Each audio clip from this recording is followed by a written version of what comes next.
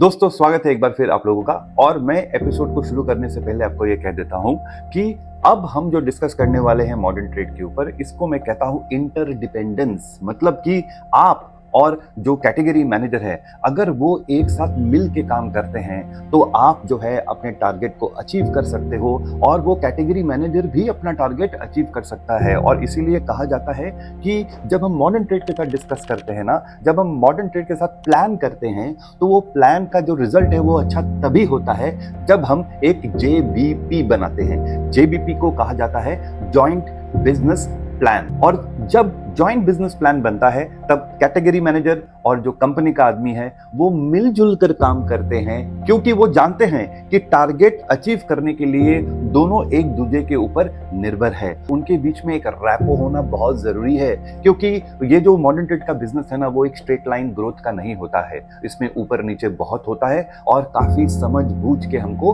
काम करना चाहिए। और एपिसोड के अंत में हमेशा की तरह मैं आपको एक इंसाइट जरूर दूंगा। तो आइए बिना किसी विलंब के शुरू करते हैं आज का ये एपिसोड।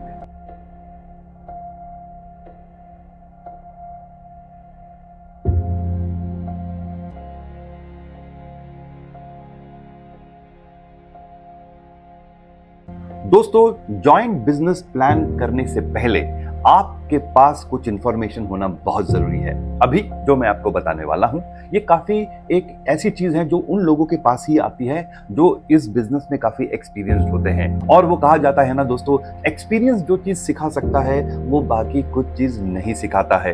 कुछ लोग तो ये कहते हैं कुछ चीजें ऐसी होती हैं जो आप सिर्फ और सिर्फ एक्सपीरियंस से ही सीख सकते हो। तो वो जो कैटेगरी मैनेजर है ना, उसकी समझ आपके पास होना बहुत जरूरी है। जिस तरह आपका एक टारगेट है कंपनी के प्रति, जो मॉडर्न ट्रेड में आपने टारगेट करना है, ठीक उसी तरह उस कैटेगरी मैनेजर का भी टारगेट है। और उसका कैटेगरी का टारगेट क्या होता है? एक तो ये होता है कि उसको कैटेगरी में ग्रोथ लाना होता है, और दूसरा होता है कि उसको मार्केटिंग में इन्वेस्टमेंट कंपनी से दिलवानी पड़ती है ताकि उस मॉडर्न ट्रेड में मार्केटिंग में एक सफिशिएंट इनकम होती रहे। तो आप जब ये बात को समझते हो, क्या समझते हो भाई? कैटेगरी मैनेजर का एक अपना टारगेट होता है जो कि कैटेगरी में ग्रोथ लाना होता है, और दूसरा कि उसके मार्केटिंग का भी एक टारगेट होता है। तब आप अपने प्लान को उसके सामने बहुत अच्छी तरह रख सकते हो। चलिए हम पिछले एग्जांपल को ले लेते हैं। पिछले एपिसोड में मैंने आपको क्या कहा कि भैया उस कैटेगरी में जो टोटल सेल है वो करीब 12 करोड़ का है। अब आपने उस 12 करोड़ में से 1.2 करोड़ मतलब 10% का कैटेगरी शेयर आपने एक्वायर कर लिया है।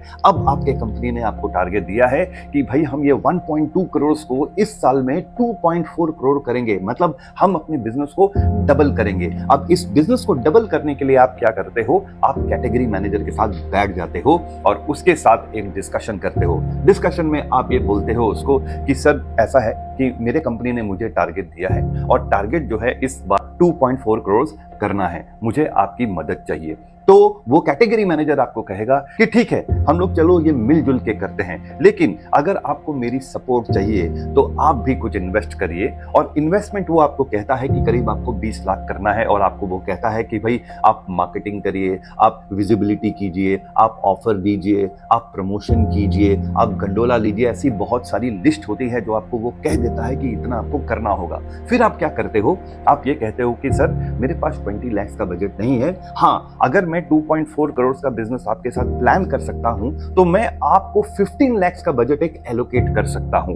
तो आपने क्या किया? आपने उसकी बात समझी, उसने आपकी बात समझी, और आप दोनों ने मिलकर ये एग्री किया कि भाई हम 2.4 करोड़ के बिजनेस को अचीव करने की कोशिश करेंगे 15 लाख का इन्वेस्टमेंट को लेकर। और फिर आप प्लान बनाते हो कि भाई जनवरी में हम ये करेंगे, फरवरी में हम ये करेंगे, मार्च, अप्रैल, मई, जून, ऐसे करके पूरा साल का प्लान बनता है। उस प्लान में ये आता है कि भाई कौन सी मार्केटिंग एक्टिविटी होने वाली है, उसके बेसिस में कितना परचेज ऑर्डर निकलने वाला है। और आप याद रखिए दोस्तों, इसमें ना आपका भी बहुत इंपॉर्टेंट रोल होता है एज द कंपनी पर्सन।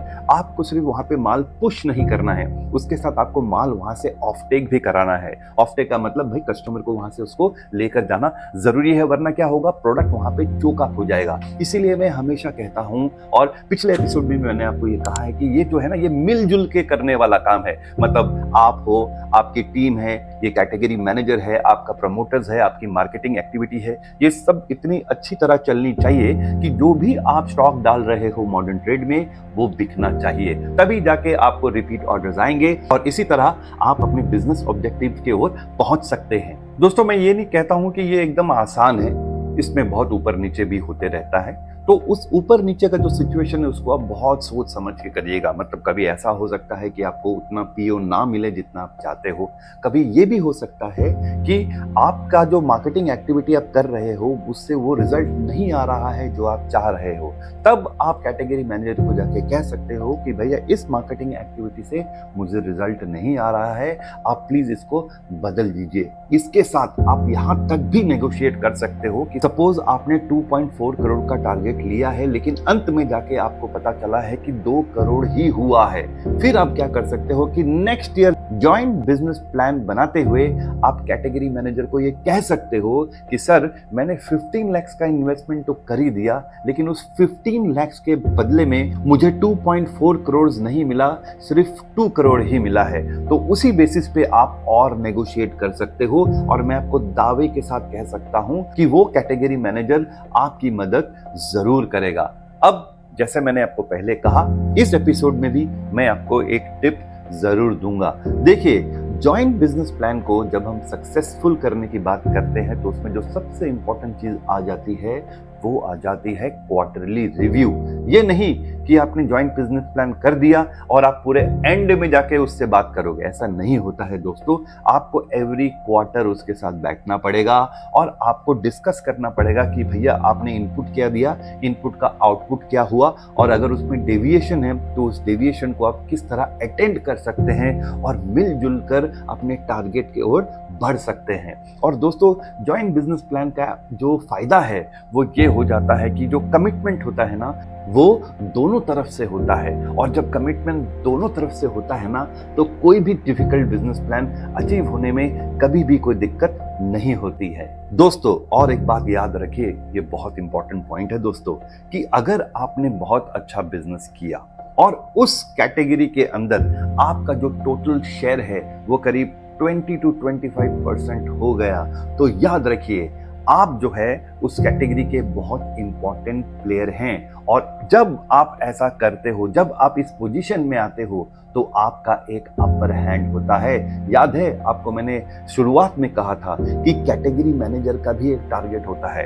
तो मान लीजिए कि अगर आपका जो शेयर है उस कैटेगरी में 20-25% है, अगर आप हिल गए तो उसकी टारगेट तो बिल्कुल हिल जाएगी, तो वो आपको जाने नहीं देगा। इसीलिए आप जब बिजनेस प्लान सोच समझकर मिलजुल कर बनाते हैं तो सबका भलाई होता है और मैं भी ये चाहता हूं कि आपकी भलाई हो। और इन चंद बातों के साथ मैं आज के एपिसोड को यहाँ पर विराम दूंगा।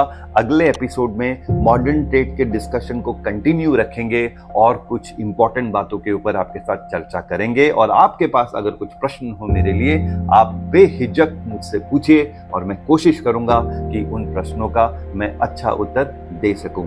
बहुत बहुत धन्यवाद।